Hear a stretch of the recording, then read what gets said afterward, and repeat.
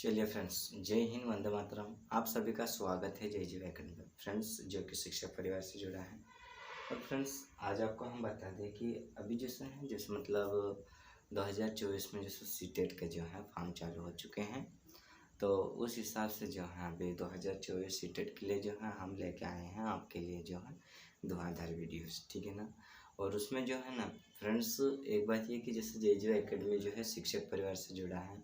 तो फ्रेंड्स, आज के इस वीडियो में हम देखेंगे कि भारत के जो हैं प्रमुख जो है क्या है उद्योग, और भारत के जो प्रमुख उद्योग है वो कौन कौन से हैं उसके बारे में हम डिस्कशन करेंगे, ठीक है ना। इसलिए फ्रेंड्स देखिए, अभी सीटेट के जो हैं फॉर्म चालू हो चुके हैं और इसकी जो एग्ज़ाम है जुलाई में है। मतलब 7 तारीख को मतलब ऐसे कि अब जो है उसकी डेट दी हुई है, ठीक है ना।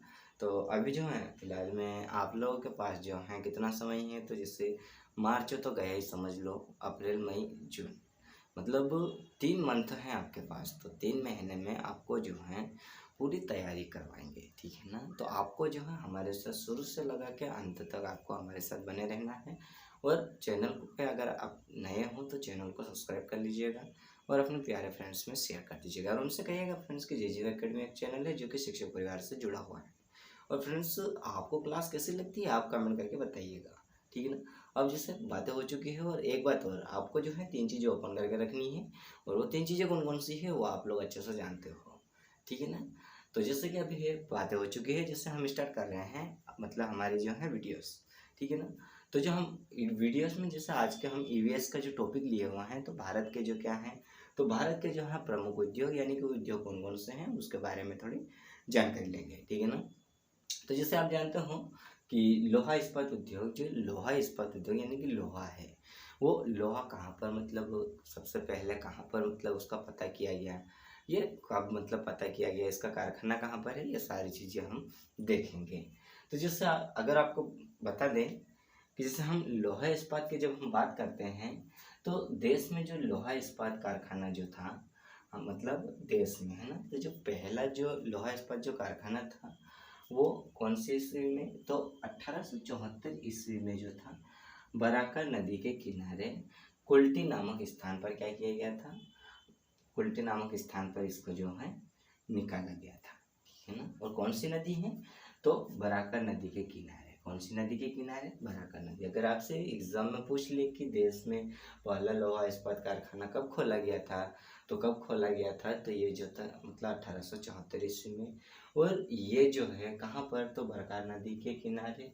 बरकार नदी के किनारे कौन से स्थान पर, तो कुल्टी नामक स्थान पर, ठीक है ना।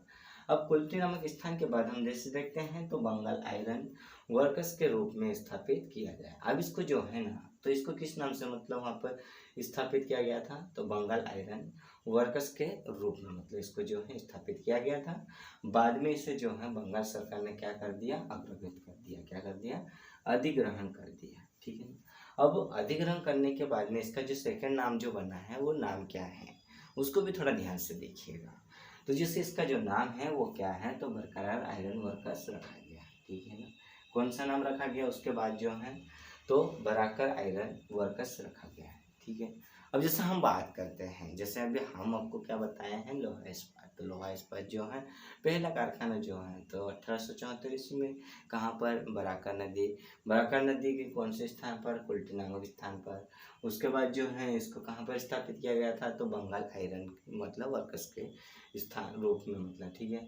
फिर उसके बाद अगर बात की जाए, उसके बाद इसने क्या, बंगाल सरकार ने जो है उसको क्या कर दिया, अधिग्रहण कर दिया, ठीक है ना। अब अधिग्रहण करने के बाद जो है इसका क्या नाम पड़ गया, तो इसका नाम जो बना है हमारा क्या बना, बराकर आयरन वर्कर्स, ठीक है ना। अब जैसे हम बात करते हैं, तो जैसे हमारा सेकेंड पॉइंट जो हम ले रखे हैं वो क्या है, ठीक है, उसको भी थोड़ा ध्यान से देखिएगा। तो जैसे हम बात करते हैं, तो देश में सबसे पहला कौन सा, देश में जो है सबसे पहला जो है वो क्या है, तो सबसे पहला जो है वो बड़े पैमाने का कारखाना 1907 ईस्वी में क्या करा गया, क्या किया गया था, खोला गया था। बड़े पैमाने में लोहा इस्पात की अगर बात की जाए, तो बड़े पैमाने में जो था वो सबसे पहला कारखाना कब था, 1907 ईस्वी।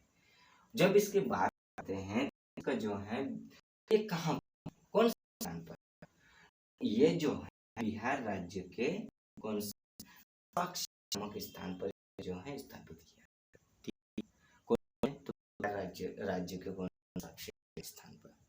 अब जैसे हम बात करते हैं तो इसके बाद जो है इसका मतलब जो है नामक को नाम क्या कर दिया, नामक को स्थान पर जो है। तो जिसमें इसमें हम बात करते हैं तो जमशेद जी टाटा द्वारा स्थापित किया गया। अगर आपसे पूछ ले कि बिहार राज्य के साक्षी नामक स्थान पर किसके द्वारा स्थापित किया गया, तो किसके द्वारा, तो जमशेद जी टाटा द्वारा।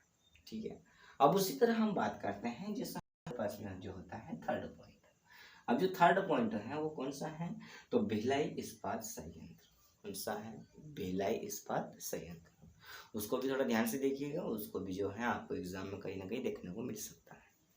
तो जैसे हम बात करते हैं तो भिलाई जो इस्पात जो संयंत्र है वो क्या है, तो ये जो है ना, तो भिलाई जो हमारा इस्पात जो संयंत्र है वो छत्तीसगढ़ के भिलाई में है। कहाँ पर है, छत्तीसगढ़ के भिलाई में है।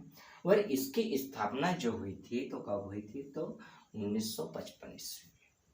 और कहाँ पर हुई थी, तो पूर्व सोवियत संघ की सहायता से की गई थी। किसकी सहायता से की गई थी, तो पूर्व में जो है सोवियत संघ की जो है सहायता से, मतलब इसकी क्या क्या किया गया था, इसका स्थापना की गई थी। ठीक है। अगर आपसे पूछ ले कि भिलाई इस्पात संयंत्र की स्थापना कब की गई थी, तो 1955 में। कहाँ पर की गई थी, तो सोवियत संघ की सहायता, मतलब कहाँ पर की गई थी, तो ये कहाँ पर, छत्तीसगढ़ में की गई थी। और किसके द्वारा की गई थी, तो सोवियत संघ के द्वारा की गई थी। ठीक है। यहीं से आपके जो है 3 क्वेश्चन बनते हैं। इसलिए हम आपको कहते हैं कि बार बार हम आपको कहते हैं क्वेश्चन जो है एग्जामिनर कहीं से भी घुमा सकता है, आपको क्या करना है उसके ऊपर जो है पूरा फोकस करना है। ठीक है। अब जैसे हम बात करते हैं, जैसे हमारा जो होता है 4th नंबर का जो हमारा पॉइंट होता है वो क्या है, तो जैसे हम बात करते हैं 4th नंबर की, तो हिंदुस्तानी स्टील लिमिटेड। कौन सा है, तो हिंदुस्तानी स्टील लिमिटेड। अब जब हम इसकी बात करते हैं तो इसकी स्थापना कहाँ पर, तो दुर्गापुर में की गई थी। कहाँ पर, दुर्गापुर में की गई थी। और कब की गई थी, तो 1956 ईस्वी में की गई थी। और कहाँ पर, तो ये इसका जो है स्थान कौन सा है, तो पश्चिम बंगाल के दुर्गापुर में इसके क्या की गई थी, स्थापना किया गया था। ठीक है। और किसके सहायता से, तो ब्रिटेन की सहायता से, मतलब इसकी स्थापना की गई थी। देखिए आपको एक बात हमेशा याद रखनी है कि आपको मैं बार बार बोल रहा हूँ कि इसके जो है आपको, जैसे मैंने अभी देखो एक एक पॉइंट से जैसे मैंने 3 क्वेश्चन निकाल लिए, तो वैसे एग्जामिनर जो है कहीं से भी आपके लिए जो है क्वेश्चन निकाल सकते हैं। आपको क्या करना है, जितनी आप थ्योरी पढ़ोगे ना उतना आपके लिए जो रहेगा फायदेमंद रहेगा। ठीक है। अगर आप ऑब्जेक्टिव पे डिफेंड करते हो ना फ्रेंड्स, तो ऑब्जेक्टिव के ऊपर आप कितने भी ऑब्जेक्टिव याद कर लो, कितने भी रट लो, अब उस आप मुझे ये बताइएगा कि आपको जितना अपने 2000 ऑब्जेक्टिव आपने याद करे कि 2000 ऑब्जेक्टिव आपने रख लिए, उसकी क्या गारंटी है कि 2000 ऑब्जेक्टिव से ही ऑब्जेक्टिव आपको एग्जाम में देखने को मिलेगा, कुछ गारंटी है क्या, नहीं। बट हम थ्योरी पढ़ेंगे तो थ्योरी से हमारा ये मतलब फायदा होता है कि कैसे भी जो एग्जामिनर क्वेश्चन घुमा देता है तो उससे जो है हमारे को क्या है उसके आंसर निकालते आ जाते हैं, समझ में आ जाते हैं किस तरह से जो है। जैसे हम थ्योरी पढ़ेंगे तो उसके साथ जो है इस तरह से इसने जो है क्वेश्चन घुमाया है, इसका आंसर इस तरह से निकलेगा। ठीक है। इसलिए मैं आपको कहता हूँ कि कभी भी जो है आप पढ़ने बैठते हो तो आप क्या पढ़ो, थ्योरी पढ़ो। ठीक है। और फ्रेंड्स हम जो हैं आपको जो है ऑब्जेक्टिव नहीं पढ़ा रहे हैं, हम क्या पढ़ा रहे हैं, थ्योरी पढ़ा रहे हैं। ठीक है ना। तो थ्योरी पढ़ा रहे हैं तो आपको जो है क्या करना है, अच्छे से जो है पढ़ना है। और एक बात और आपको याद दिला दे कि अगर आप JGU एकेडमी चैनल पर नए हो तो चैनल को सब्सक्राइब कर लीजिएगा और अपने प्यारे फ्रेंड्स में शेयर कर दीजिएगा। ठीक है। और उनसे कहिएगा कि JGU एकेडमी एक चैनल है जो कि शिक्षक परिवार से जुड़ा है। अब जैसे फ्रेंड्स अभी जो हमने देखा हिंदुस्तानी स्टील लिमिटेड का हमने देख लिया, अब हम बात करते हैं तो अब जो हमारा सेकेंड पॉइंट होता है वो कौन सा होता है उसको भी थोड़ा, तो जैसे हम से जो हमारा आगे का पॉइंट होता है तो कौन सा होता है, बोकारो। कौन सा होता है, बोकारो स्टील पॉइंट। कौन सा, बोकारो स्टील पॉइंट। ठीक है ना, प्लांट। अब देखो ये जो है बोकारो स्टील प्लांट है, तो इसके जो है स्थापना कब हुई थी ये भी हम देखेंगे। और किसके द्वारा की गई थी ये भी हम देखेंगे, और कहाँ पर है ये भी हम देखेंगे। अब हम इसकी जब बात करते हैं तो इसकी स्थापना जो हुई थी, तो इसकी स्थापना कब हुई थी, तो 1900 स्थापना की अगर बात की जाए तो स्थापना इसकी हुई थी तो 1968 ईस्वी में हुई थी। कब हुई थी इसकी स्थापना, 1968 ईस्वी में हुई थी। और कहाँ पर हुई थी, तो ये जो हुई थी कहाँ पर, तो ये जो है बिहार राज्य में। कहाँ पर, बिहार राज्य में। ठीक है, अब ये जो है, तो ये जो अपना क्या है, बिहार राज्य में कहाँ पर, तो बिहार राज्य में जो है तो कहाँ पर, कौन से स्थान पर, तो बोकारो नामक स्थान पर। कौन से नामक स्थान पर, ठीक है, ये कहाँ पर है, तो बिहार राज्य में है। अब हम बात करते हैं कि ये जो है तो किसके द्वारा इसके जो है, मतलब किसकी सहायता से इसकी जो है क्या स्थापना की गई थी। तो जैसे हम बात करते हैं किसके द्वारा, तो किसके द्वारा, तो जैसे हम बात कर रहे हैं तो इसमें जो है किसकी सहायता से, किसके द्वारा, तो ये जो है सोवियत संघ के द्वारा, यह सोवियत संघ की सहायता से इसकी स्थापना। देखिए क्या है इसमें, कुछ नहीं। बोकारो स्टील प्लांट, इसकी स्थापना कब हुई थी, तो 1968 ईस्वी में हुई थी। कहाँ पर हुई थी, तो बिहार राज्य के बोकारो नामक स्थान पर। किसके द्वारा की गई थी, तो यह सोवियत संघ के द्वारा की गई थी। अब उसी तरह हम देखते हैं आगे का हमारा पॉइंट है वो क्या है, उसको भी थोड़ा ध्यान से देखिएगा। ठीक है, अब जैसे हम बात करते हैं तो हमारा आगे का कौन सा है, तो देखो राउरकेला इस्पात संयंत्र। कौन सा है, राउरकेला इस्पात संयंत्र। ठीक है, अब हम जैसे मतलब हमने आपको बता दिया कि बोकारो स्टील प्लांट कहाँ है, तो अब उसी तरह है कि राउरकेला इस्पात संयंत्र। अब इसकी स्थापना की जब हम बात करते हैं तो इसकी स्थापना जो है तो उड़ीसा में किया गया था। कहाँ पर, उड़ीसा में। इसकी स्थापना कहाँ पर हुई थी, उड़ीसा में हुई थी। और उड़ीसा में हुई थी तो इसके जो है तो किसके सहायता से की गई थी, तो ये जो की गई थी जर्मनी की सहायता से। किसकी सहायता से, जर्मनी की सहायता से इसकी स्थापना की गई थी। ठीक है, अब उसी तरह हम बात करते हैं तो दुर्गापुर इस्पात संयंत्र। क्या है, दुर्गापुर इस्पात संयंत्र। अब फ्रेंड्स ये जो है दुर्गापुर इस्पात संयंत्र जो है तो इसको भी थोड़ा ध्यान से देखिएगा। तो जैसे हम बात करते हैं तो इसकी स्थापना जो है तो कहाँ पर की गई थी, तो इसकी स्थापना बंगाल में की गई थी। कहाँ पर, बंगाल में इसकी स्थापना की गई थी। और किसके द्वारा की गई थी, तो ब्रिटेन के द्वारा। किसके द्वारा, ब्रिटेन के द्वारा इसकी स्थापना की गई थी। ठीक है, अब जैसे हमने लोहे के बारे में जो है तो कौन कौन से जो है कहाँ कहाँ पर है, कब कब जो है इसकी स्थापना किसने की थी, किसके द्वारा की गई थी, कब हुई थी, ये सारी चीजें हमने देख ली। ठीक है, अब उसी तरह हम बात करते हैं आगे एक और हमारा पॉइंट बचा है, उसको भी थोड़ा ध्यान से देखिएगा। ठीक है, देखिए फ्रेंड्स आप लोगों से एक रिक्वेस्ट है कि अगर आप जय जीवा एकेडमी चैनल पर नए हो तो चैनल को सब्सक्राइब कर लीजिएगा और अपने प्यारे फ्रेंड्स में शेयर कर लीजिएगा। आप लोग ये नहीं कर रहे हो। ठीक है, और हमारे साथ आपको जो है शुरू से लगा के अंत तक बने रहना है, ताकि हम जो बता रहे हैं वो आप लोगों तक सबसे पहले पहुंच जाए और आपको अच्छे से समझ में आ जाए।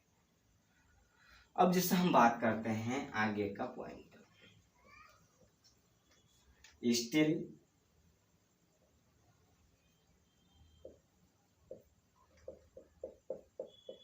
Authority of India, of India.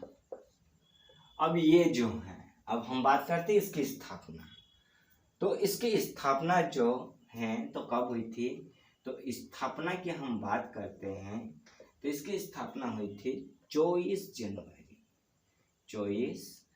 जनवरी को डेट कौन सी थी? 24 जनवरी 1973 ईस्वी में इसकी क्या की गई थी? स्थापना की गई थी।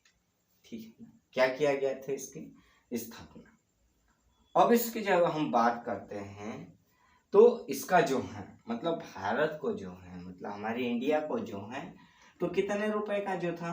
तो 2000 करोड़।